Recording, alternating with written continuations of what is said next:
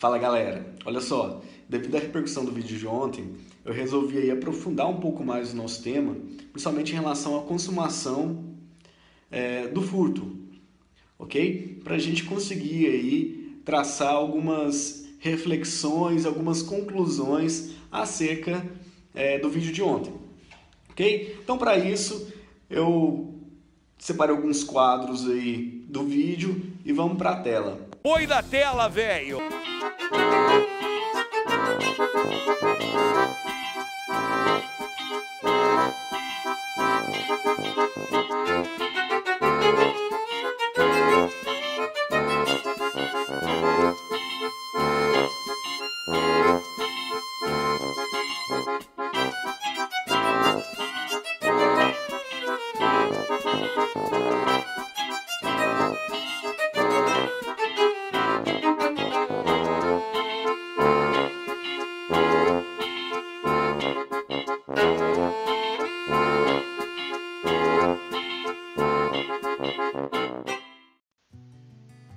Então vamos aos detalhes do vídeo. Eu separei 4 quadros que são importantes para o entendimento da questão.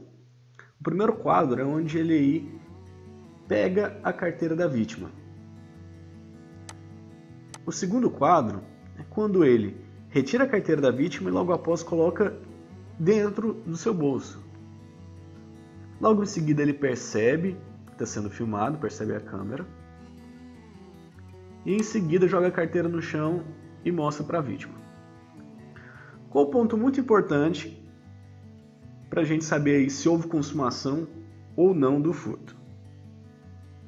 No momento em que ele coloca a carteira da vítima no seu bolso, nós temos aí uma inversão da posse da carteira. E isso é extremamente relevante aí no contexto da teoria que está sendo aceita aí pelo STJ. O nome dessa teoria é teoria apreensio, ou teoria amortio. Segundo essa teoria aí, basta que o agente se apodere da coisa. A partir do momento que ele tomou posse da coisa, mesmo que seja uma posse momentânea, já está configurado aí a consumação do furto. Ok? Acontece o seguinte, se a gente for analisar por essa teoria, não tem como se falar em tentativa, não tem como se falar em desistência voluntária, não tem como se falar, inclusive, em relação ao arrependimento eficaz, porque são todos institutos que são aplicáveis antes da consumação do delito. Se eu entendo que no caso em tela eu aplico aí a teoria apreensio ou amortio da simples inversão aí da posse, só pelo fato de se apoderar da coisa momentaneamente, mesmo que não seja uma posse tranquila, mesmo que ainda seja uma posse precária, eu entendo que houve consumação e esse ato de mostrar a carteira no chão, de jogar a carteira no chão e depois mostrar em que ela está lá, é uma forma de arrependimento posterior. Então o que nós vamos ter aí é uma redução de pena de 1 a 2 terços, como foi logo após o fato, logo após a consumação do furto. Logicamente aí essa redução de pena tem que ser um pouco maior e nós aplicaríamos aí o arrependimento posterior. Isso de acordo com a teoria adotada pelo STJ em julgados em 2015, a teoria apreensio, a teoria amortio. Mas existem algumas críticas sobre essa teoria. A crítica é baseada na questão da razoabilidade dessa conduta. Imagina, após o sujeito pegar essa carteira, retirar essa carteira do bolso da vítima, colocar em sua posse, muita coisa pode acontecer. Muita coisa pode acontecer. Por exemplo, ele poderia muito bem ter pegado essa carteira, a vítima ter percebido que foi furtada e ele se evadir.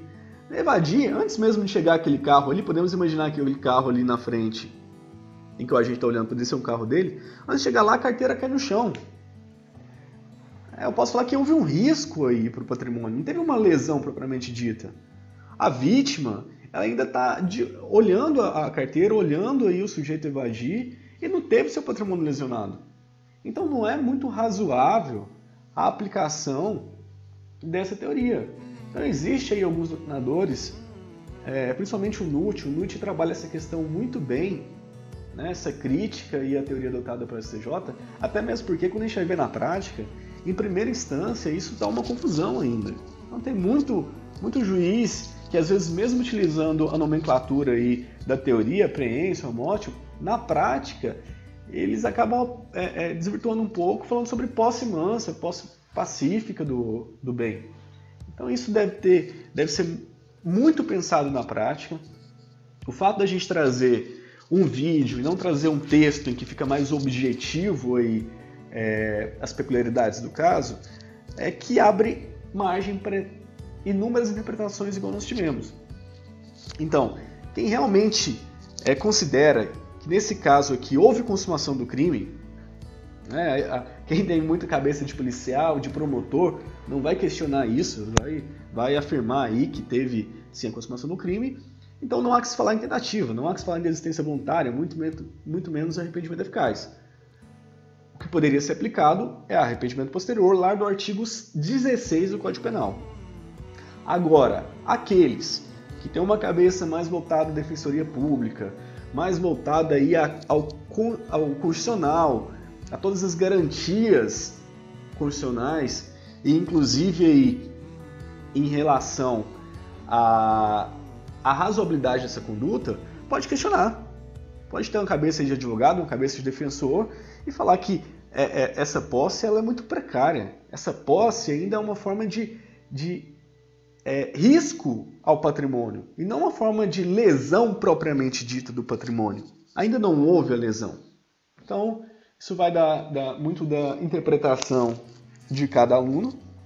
A dica que eu quero deixar para vocês para a prova é que sigam aí a tendência aí do STJ, porque é o que tem sido cobrado em prova. Não sei que em sua prova vem essa questão, peça o posicionamento crítico seu em relação à matéria.